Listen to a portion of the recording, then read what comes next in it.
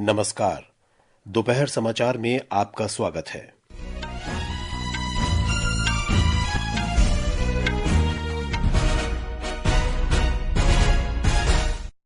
प्रधानमंत्री नरेंद्र मोदी और अमेरिका की राष्ट्रीय खुफिया विभाग की निदेशक तुलसी गबार्ड ने वाशिंगटन डीसी में दोनों देशों के बीच खुफिया जानकारी के क्षेत्र में सहयोग को मजबूत करने पर चर्चा की। प्रधानमंत्री आज रात राष्ट्रपति डोनाल्ड ट्रंप के साथ द्विपक्षीय वार्ता करेंगे। राज्यसभा में विपक्ष के हंगामे के बीच वक्फ संशोधन विधेयक 2024 पर संयुक्त समिति की रिपोर्ट सदन के पटल पर रखी गई। वित्त मंत्री निर्मला सीतारामन लोकसभा में नया आयकर विधेयक 2025 पेश करेंगी। सरकार की विभिन्न राष्ट्रीय पेंशन योजनाओं को एक साथ लाने की योजना। और जमशेदपुर में इंडियन सुपर लीग फुटबॉल में आज शाम नॉर्थ ईस्ट यूनाइटेड एफसी का मुकाबला जमशेदपुर एफसी से होगा।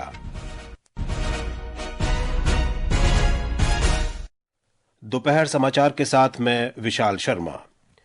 प्रधानमंत्री नरेंद्र मोदी अमेरिका की 2 दिन की यात्रा पर आज वाशिंगटन पहुंचे। वाशिंगटन पहुंचने के बाद एक सोशल मीडिया पोस्ट में प्रधानमंत्री मोदी ने कहा कि वे अमेरिका के राष्ट्रपति डोनाल्ड ट्रंप से मिलने और भारत अमेरिका व्यापक वैश्विक रणनीतिक साझेदारी को आगे बढ़ाने के लिए उत्सुक हैं। उन्होंने कहा कि दोनों देश अपने नागरिकों के हितों और दुनिया के बेहतर भविष्य के लिए मिलकर काम करना जारी रखेंगे।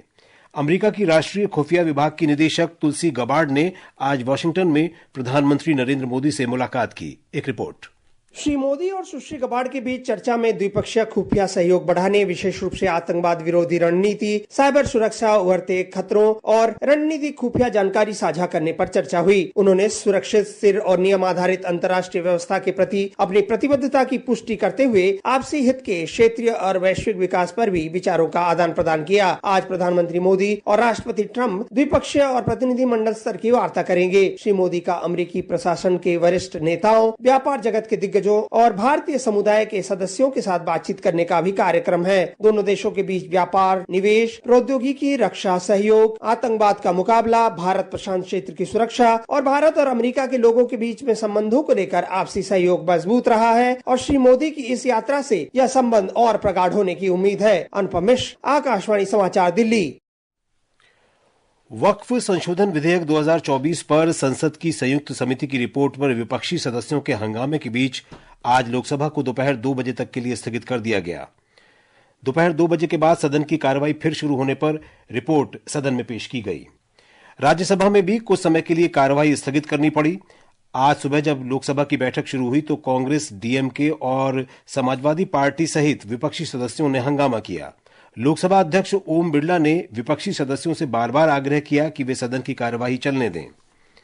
शोर शराबा जारी रहने पर अध्यक्ष ने सदन की कार्यवाही दोपहर 2 बजे तक के लिए स्थगित कर दी। लोकसभा की कार्यवाही फिर शुरू हो गई है। उधर राज्यसभा में विपक्ष के हंगामे के बीच वक्फ संशोधन विधेयक पर समिति की रिपोर्ट पेश की गई। आज सुबह जब सदन की बैठक शुरू हुई तो भाजपा सांसद डॉक्टर मेधा विश्राम कुलकर्णी ने रिपोर्ट की एक प्रति राज्यसभा में रखी। रिपोर्ट रखे जाने के बाद विपक्षी सदस्यों ने नारेबाजी शुरू कर दी। सभापति जगदीप धनखड़ ने उनसे सदन की कार्यवाही चलने देने का आग्रह किया, लेकिन हंगामा जारी रहने पर सभापति ने सदन को 11:20 तक के लिए स्थगित कर दिया। जैसे ही सदन की कार्यवाही दोबारा शुरू हुई, विपक्ष के नेता मल्लिकार्जुन खड़गे ने आरोप लगाया कि समिति की बैठकों में विपक्षी सदस्यों की असहमति की टिप्पणियों को रिपोर्ट में शामिल नहीं किया गया है। मैं आपसे विनती कर रहा हूं कि उनको डायरेक्शन दीजिए, जो भी रिपोर्ट आई है वो अगर वो रिपोर्ट में डिसेंट्स व्यूज नहीं है तो उसको वापस भेजिए, निकाल दीजिए और उसके बाद में और एक बार आप पुनर्विचार करके उस सभी डिसेंट व्यूज को डाल के आप पेश कीजिए। इस पर संसदीय कार्य मंत्री किरेन रिजिजू ने कहा कि मूल रिपोर्ट और असहमति की टिप्पणियों का कोई भी हिस्सा हटाया नहीं गया है। उन्होंने विपक्ष पर इस मुद्दे पर सदन को गुमराह करने का आरोप लगाया। वित्त मंत्री निर्मला सीतारामन ने इस मुद्दे पर विपक्ष की आलोचना की। सदन के नेता जगत प्रकाश नड्डा ने विपक्ष पर गैर जिम्मेदार होने का आरोप लगाया। चर्चा में एक बात ध्यान में आई कि विपक्ष का उद्देश्य चर्चा करना नहीं था, विपक्ष का उद्देश्य राजनीतिक दृष्टि से अपना पॉइंट स्कोर करने का था। यह बात स्पष्ट दिखी और ये दुर्भाग्य की बात है, दुख की बात है कि जिसके बारे में पार्लियामेंट्री अफेयर्स मिनिस्टर ने बड़े स्पष्ट शब्दों में कहा कि कोई भी चीज का डिलीशन नहीं हुआ है, कोई भी चीज को डिलीट नहीं किया गया है, सब कुछ एनेक्सर में एज इट इज रखा गया है। राज्यसभा में आज केंद्रीय बजट 2025-26 पर चर्चा फिर से शुरू हुई। भाजपा सांसद दर्शना सिंह ने कहा कि यह बजट विकसित भारत 2047 का रोड मैप है। उन्होंने कहा कि बजट में महिलाओं और किसानों के कल्याण पर विशेष ध्यान दिया गया है।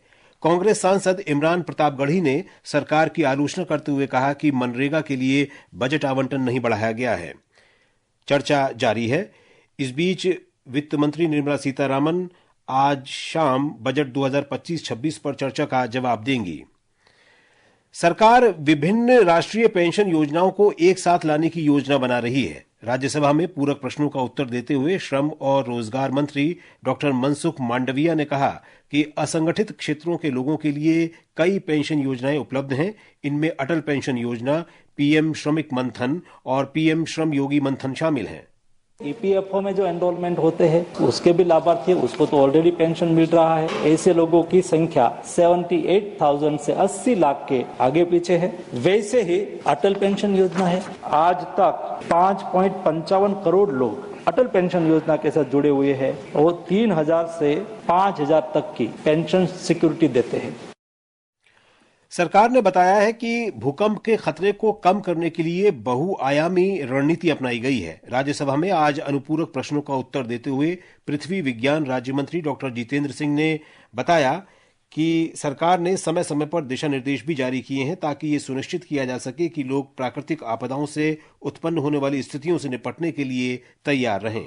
हिमालयन बेल्ट, उसमें उत्तराखंड भी आता है, उत्तर प्रदेश के कुछ भाग, हिमाचल भी है। उनको लेकर के अर्ली वार्निंग सिस्टम की एक व्यवस्था निर्माणित की गई और साथ ही साथ डिजास्टर रिस्पांस ट्रेनिंग की एक अलग व्यवस्था, जो भी संबंधित लोग हैं उनको भी और आम समाज को, आम नागरिकों के लिए भी। और इसके लिए बहुत सारे जागरूकता कार्यक्रम भी प्रारंभ किए गए।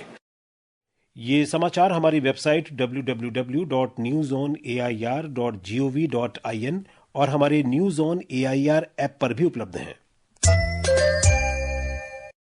दोपहर समाचार में आपका फिर स्वागत है। लोकसभा में आज नया आयकर विधेयक 2025 पेश किया गया। आयकर से संबंधित कानून को समेकित और संशोधित करने के उद्देश्य से लाया गया ये विधेयक सदन की कार्यवाही में सूचीबद्ध किया गया है। अपने बजट भाषण में वित्त मंत्री निर्मला सीतारामन ने नया आयकर विधेयक लाने की घोषणा की थी। उन्होंने ये भी घोषणा की थी कि सालाना 12 लाख रुपए तक की आय वाले लोगों को कोई आयकर नहीं देना होगा। आज विश्व रेडियो दिवस है। लोगों में रेडियो के महत्व के बारे में जागरूकता बढ़ाने और रेडियो के जरिए सूचना पाने को प्रोत्साहन देने के लिए हर साल 13 फरवरी को विश्व रेडियो दिवस मनाया जाता है। इस वर्ष विश्व रेडियो दिवस का विषय है रेडियो और जलवायु परिवर्तन। इस अवसर पर प्रस्तुत है आकाशवाणी समाचार की ओर से खास पेशकश।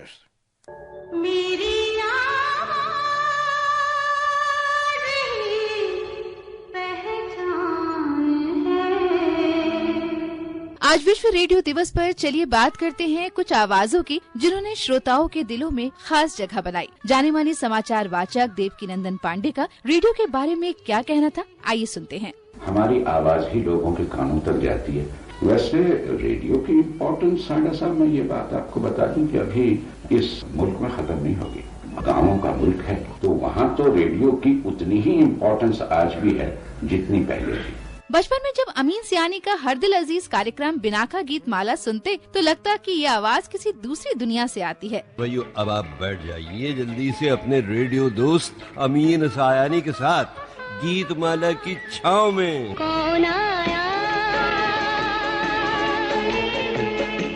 आज माननीय प्रधानमंत्री नरेंद्र मोदी खुद अपना पसंदीदा प्रोग्राम मन की बात रेडियो पर करते हैं। मैं आज रेडियो के माध्यम से आपसे कुछ मन की बातें बताना चाहता और मेरे मन में तो ऐसा है ये बातचीत का अपना क्रम आगे भी चलता रहे। 30 साल से रेडियो सुन रहे हमारे श्रोता देवेंद्र दास का मानना है कि रेडियो का कोई विकल्प नहीं हो सकता। मेरा जब से होश संभाले तब से रेडियो हमारा सबसे प्यारा है, वही हमारा जिंदगी है सब। हम एक दिन अगर ये समाचार नहीं सुने तो हमको नहीं होगा। हम उम्मीद करते हैं जिन आवाजों ने रेडियो को एक नई पहचान दी उन्हें हमेशा यूं ही इस अवसर पर याद किया जाएगा। आकाशवाणी समाचार के लिए फरहत नाज।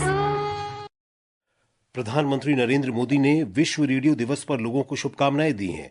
सोशल मीडिया पोस्ट में प्रधानमंत्री ने कहा कि समाचार और संस्कृति से लेकर संगीत और कहानी कहने तक रेडियो एक शक्तिशाली माध्यम है। सूचना और प्रसारण सचिव संजय जाजू ने कहा है कि रेडियो सूचना, शिक्षा और मनोरंजन का एक विश्वसनीय स्रोत है। विश्व रेडियो दिवस पर आज नई दिल्ली में रेडियो महोत्सव 2025 का उद्घाटन करते हुए श्री जाजू ने कहा कि प्रधानमंत्री नरेंद्र मोदी का मासिक रेडियो कार्यक्रम मन की बात अब एक परिवर्तनकारी मंच बन गया है, जहां आम लोगों की आवाज सुनी जाती है। Prime Minister Shri Narendra Modi ji in the current day and age has truly made use of the medium of radio and in an absolutely iconic manner. He has not just recognized the immense power of radio to connect with the people of India, especially in the remote corners of the country, but he also understands the value of the medium, and that's why his monthly program Man Ki Baat has actually revolutionized the way communications happen with the citizens when it comes to any government across the world. इस अवसर पर आकाशवाणी की महानिदेशक doctor Pragya Paliwal Gaur ने कहा कि लोगों को आकाशवाणी के कार्यक्रमों की सामग्री के साथ साथ समाचारों पर भी भरोसा है।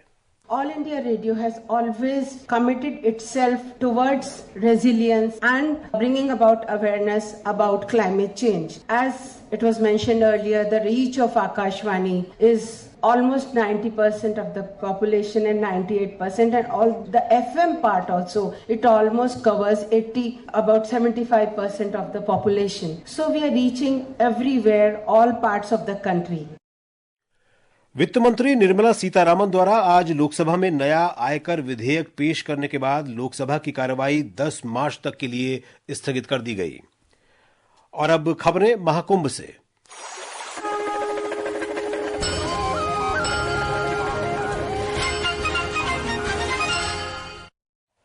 प्रयागराज में महाकुंभ के दौरान लोगों को अफवाहों और गलत सूचनाओं से बचाने के लिए उत्तर प्रदेश पुलिस सख्त कार्रवाई कर रही है। पुलिस महानिदेशक प्रशांत कुमार के हवाले से हमारे संवाददाता ने बताया है कि मुख्यमंत्री योगी आदित्यनाथ के निर्देश पर सोशल मीडिया पर ऐसे अकाउंट्स की पहचान कर कार्रवाई की जा रही है जो महाकुंभ को लेकर फर्जी खबरें फैला रहे हैं। उत्तर प्रदेश पुलिस ने सोशल मीडिया मॉनिटरिंग के दौरान 7 ऐसे अकाउंट की पहचान की है जो कथित तौर पर एक पुराने वीडियो को महाकुंभ से जोड़कर फर्जी खबरें फैला रहे थे। पुलिस ने स्पष्ट किया है कि ये वीडियो वर्ष 2021 में गाजीपुर का है, जहां शहर में नदी किनारे शव मिले थे। इन अकाउंट्स पर प्रदेश सरकार और पुलिस की छवि धूमिल करने तथा समाज में विद्वेष फैलाने का आरोप है। इस संदर्भ में प्रयागराज के कोतवाली कुंभ मेला थाने में मुकदमा दर्ज कर लिया गया है और विधिक कार्रवाई की जा रही है। पुलिस ने इस फर्जी वीडियो को लेकर स्पष्ट किया है कि ये महाकुंभ से संबंधित नहीं है और कुंभ मेला पुलिस के आधिकारिक अकाउंट से इसका खंडन भी जारी किया गया है। प्रशासन ने साफ कर दिया है कि सोशल मीडिया पर अफवाहें फैलाने वालों को चिन्हित कर उनके खिलाफ कड़ी कानूनी कार्रवाई की जाएगी। आदर्श के साथ अभिषेक कपिल, आकाशवाणी समाचार, प्रयागराज।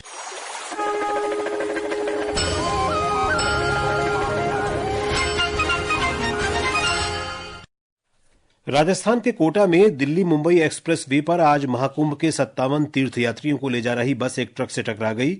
इसमें 3 लोगों की मौत हो गई और 2 घायल हो गए। तीर्थयात्री उत्तर प्रदेश के प्रयागराज में महाकुंभ से लौटते समय मध्य प्रदेश के मंदसौर जा रहे थे। उत्तर प्रदेश के कुशीनगर में एक ट्रक ने एक ऑटो रिक्शा को टक्कर मार दी, जिसमें 3 लोगों की मौत हो गई और 4 घायल हो गए। एक अन्य घटना में कल रात शाहजहांपुर में एक अज्ञात वाहन की चपेट में आने के बाद वैन पलटने से 4 मजदूरों की मौत हो गई और 16 घायल हो गए। मुंबई में इंडियन सुपर लीग फुटबॉल प्रतियोगिता में आज नॉर्थ ईस्ट यूनाइटेड एफसी का सामना जमशेदपुर एफसी से होगा। मैच भारतीय समय अनुसार शाम 7:30 बजे जमशेदपुर में खेला जाएगा। उत्तराखंड में चल रहे राष्ट्रीय खेलों में आज महिला और पुरुष हॉकी प्रतियोगिता का फाइनल मुकाबला होगा। महिला हॉकी में मध्य प्रदेश का मुकाबला हरियाणा से होगा, जबकि पुरुष हॉकी में महाराष्ट्र और उत्तर प्रदेश आमने सामने होंगे। अंत में मुख्य समाचार एक बार फिर। प्रधानमंत्री नरेंद्र मोदी और अमेरिका की राष्ट्रीय खुफिया विभाग की निदेशक तुलसी गबार्ड ने वाशिंगटन डीसी में दोनों देशों के बीच खुफिया जानकारी के क्षेत्र में सहयोग मजबूत करने पर चर्चा की। प्रधानमंत्री आज रात राष्ट्रपति डोनाल्ड ट्रंप के साथ द्विपक्षीय वार्ता करेंगे। राज्यसभा में विपक्ष के हंगामे के बीच वक्फ संशोधन विधेयक 2024 पर संयुक्त समिति की रिपोर्ट सदन के पटल पर रखी गई। वित्त मंत्री निर्मला सीतारामन ने लोकसभा में नया आयकर विधेयक 2025 पेश किया। लोकसभा की कार्रवाई 10 मार्च तक स्थगित और सरकार की विभिन्न राष्ट्रीय पेंशन योजनाओं को एक साथ लाने की योजना। इसके साथ ही दोपहर समाचार का ये अंक समाप्त हुआ। नमस्कार।